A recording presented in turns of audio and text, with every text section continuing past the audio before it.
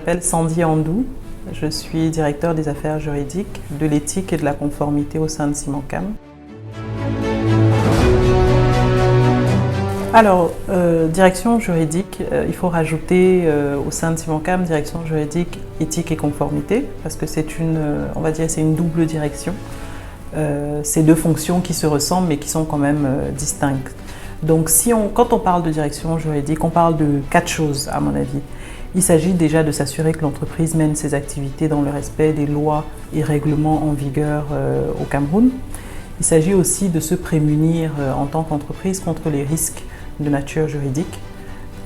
Il s'agit notamment de régler les litiges, idéalement en phase précontentieuse. C'est-à-dire qu'on a tenté de respecter la loi, on a tenté de se prémunir contre les risques, mais malheureusement, il y a quand même un tiers qui considère qu'il a été lésé. Et donc là, on est face à un litige, ou alors Simancam considère qu'elle a été, en tant qu'entreprise, lésée.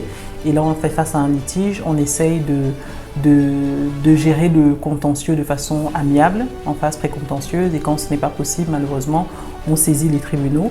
Une des missions de la direction, c'est effectivement d'assurer le suivi de ces contentieux en utilisant bien sûr les services de cabinet d'avocats. Donc c'est une toute petite direction et donc il y a moi qui suis directeur de la fonction.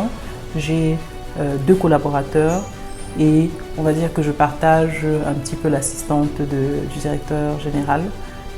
Donc j'ai un collaborateur qui est un juriste junior et j'ai un collaborateur qui est un juriste senior qui est dans la maison depuis déjà 14 ans.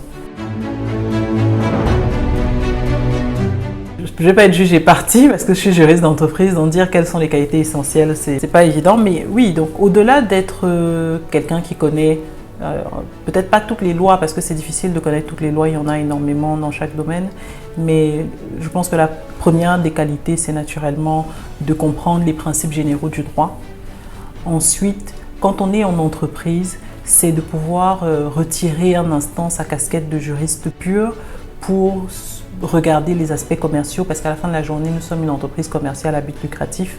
On est là pour vendre du ciment, mais aussi pour gagner de l'argent, et surtout même pour gagner de l'argent. Donc c'est de pouvoir se fondre dans l'activité principale de l'entreprise dans laquelle on se trouve.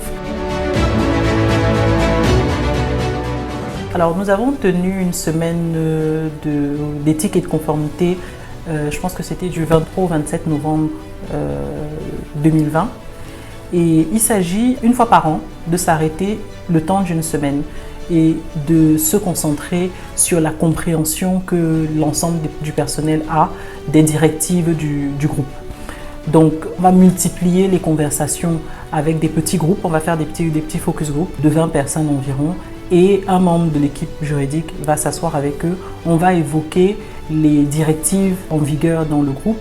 Donc, on va parler de conflict of interest, on va parler de anti-competition, on va parler de bribery and corruption, donc tout ce qui a trait à la corruption, au maintien d'un environnement de concurrence saine sur le marché. Alors l'innovation, je suis tout à fait pour. Je pense que c'est même primordial pour une direction juridique de s'assurer qu'elle innove. Le temps évolue, le monde évolue, les textes de loi évoluent, donc il faut se tenir informé des innovations dans le domaine du droit. Les techniques juridiques aussi évoluent, les techniques de négociation évoluent. Il y a quelques années, quand il y avait un contentieux, en dehors de la phase précontentieuse du règlement à l'amiable, on ne pensait qu'aux tribunaux. Aujourd'hui, on a des solutions comme l'arbitrage, comme la médiation. C'est vrai que dans le contexte camerounais, en dehors du centre d'arbitrage du JICAM, on n'a pas encore beaucoup de solutions dans ce domaine-là, mais il y a de l'innovation également. Même l'innovation technologique est intéressante. Il y a quelques années, vous entriez dans un bureau d'un directeur juridique qui aurait des papiers, des dossiers à non plus finir. Aujourd'hui, on a la possibilité de conserver les dossiers de façon électronique et donc d'éviter beaucoup de paperasse. Ça facilite le transfert des informations, l'accès à l'information plus rapide et ça nous rend tous plus efficaces. Alors, une des particularités d'une direction juridique, c'est que très souvent on traite de questions qui sont confidentielles. Donc, si je vais parler du dernier fait réellement marquant, ce ne serait pas possible parce que pour l'instant, je n'ai pas le droit d'en parler. On rédige régulièrement des contrats très importants. Lundi dernier, on a conclu la rédaction d'un protocole d'accord avec notamment le ministère de l'Habitat, la SIC également, dans le cadre de construction de logements sociaux à moindre coût. Il faut arrêter d'être trop prétentieux en tant que juriste parce que c'est vrai qu'on connaît la loi et donc on peut avoir le sentiment d'être un petit peu supérieur et je vois beaucoup de juristes avoir cet air supérieur et malheureusement ça a tendance à repousser les autres et ça ne laisse pas la possibilité à ceux qui sont en difficulté sur la compréhension ou sur l'exécution de se rapprocher de nous pour qu'on les aide. À l'issue, on se retrouve avec quelqu'un qui a commis une faute.